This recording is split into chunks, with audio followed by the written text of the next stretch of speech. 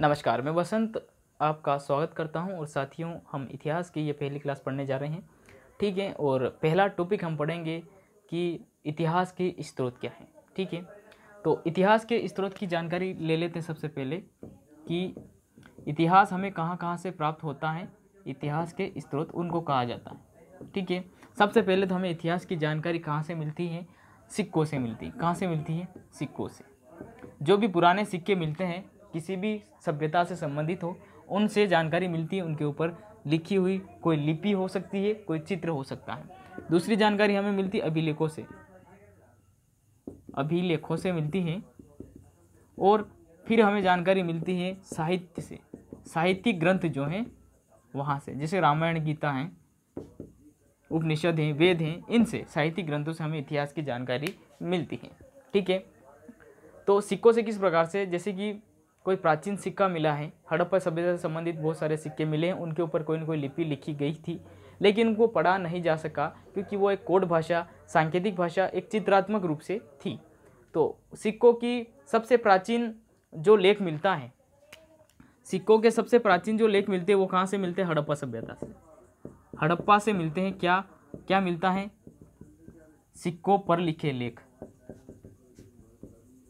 यानी लेख कहीं भी आपको पत्थर पे या सिक्कों पे या किसी स्तंभ पे लिखी गई बात, किसी राजा महाराजा द्वारा लिखी गई बात, वो क्या है? लेख हैं। ठीक है, उनके शासन से संबंधित, उनके शासन से संबंधित नीतियों से जनता के बारे में जानकारी वो सारी उसमें हुआ करती थी। किसमें? अभिलेख में। तो सिक्कों के बारे में ये बात हो गई है।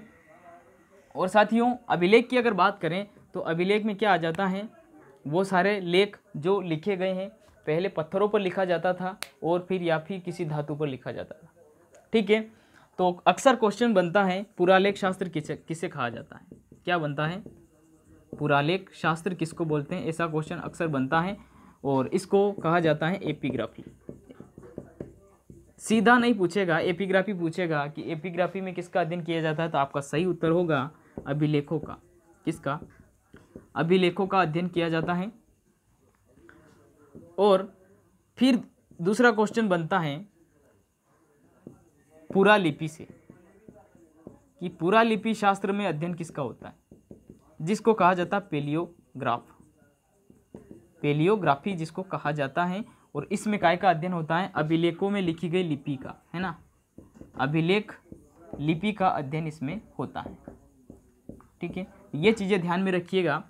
अभिलेखों को, जो हड़प्पा सभ्यता के अभिलेख है, उनको पढ़ा नहीं जा सका अभी तक, लेकिन एक व्यक्ति हैं जिन्होंने हड़प्पा सभ्यता के कुछ अभिलेखों को पढ़ने में कामयाबी पाई है और उनका नाम है जेम्स प्रिंसेप। ठीक है, नोट डाउन करते जाएं महत्वपूर्ण चीज़ों को जो आपको अच्छी लगती हैं और आगे बढ़ते हैं।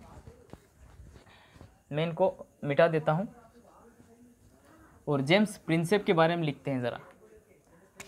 इन्होंने ये कामयाबी 1837 में पाई थी और इनका नाम है जेम्स प्रिंसेप। इन्होंने सबसे पहले सर्वप्रथम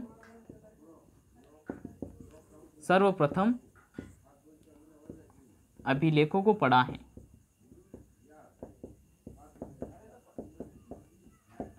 ठीक है, ये बात आप ध्यान में रखिएगा। अगर भारत के संदर्भ में करें बात, तो भारत में सबसे प्राचीन अभिलेख का साक्ष्य कहाँ से मिलता है? तो अब ये याद रखिएगा, बोगाज कोई से भारत में सबसे प्राचीन अभिलेख का साक्ष्य मिलता है। और विश्व के संदर्भ में बात करें तो हड़प्पा सभ्यता से। भारत की बात करें तो बोगाज कोई से मिलता है। और विश्व की बात करें, नाम कुछ अजीब है साथियों, और विश्व की बात करें तो हड़प्पा सभ्यता से प्राचीन अभिलेख मिलते हैं, हड़प्पा से। ठीक है, ये बहुत बड़ी सभ्यता है, हम आगे पढ़ने वाले हैं।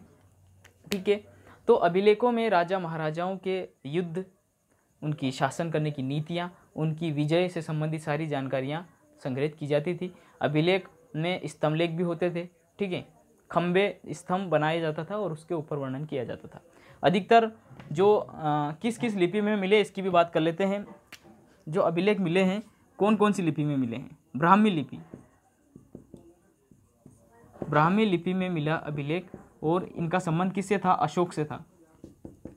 अधिकतर अशोक के अभिलेख मिले हैं। और ये किधर से किधर लिखे जाने वाले थे? ये जिसे अभी अपन लिखते हैं ना, बाएं से दाएं, इन अभिलेखों को बाएं से दाएं लिखा जाता था।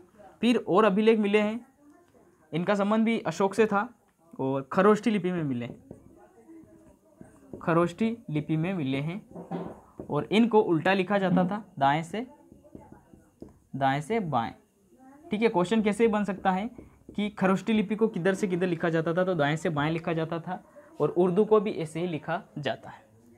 ठीक है, तो ये लिपि का संबंध किससे है? ठीक है, अशोक के स्तंभ से। ब्राह्मी लिपि और खरोष्ठी लिपि में अशोक के अधिकतर अभिलेख मिले हैं और स्तंभ लेख मिले हैं।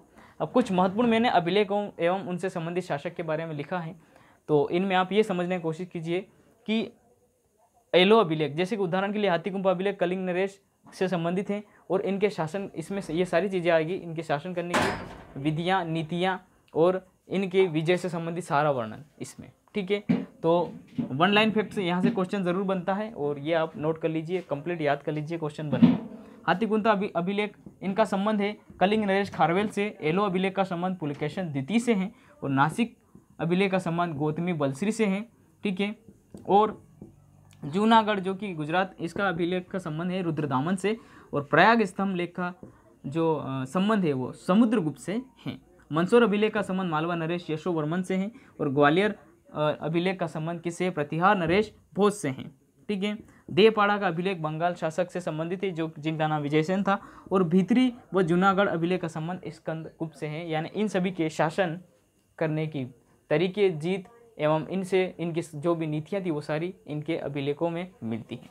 ठीक है, आज की क्लास में हमने पढ़ा है कि स्रोत कौन कौन से होते हैं इतिहास के, और आगे हम साहित्यिक स्रोत के बारे में जरूर पढ़ेंगे। इससे पहले हम स्तंभ लेख के बारे में जरूर पढ़ेंगे। तो बहुत बहुत धन्यवाद, मिलते हैं अगली क्लास में। लाइक शेयर सब्सक्राइब जरूर करें।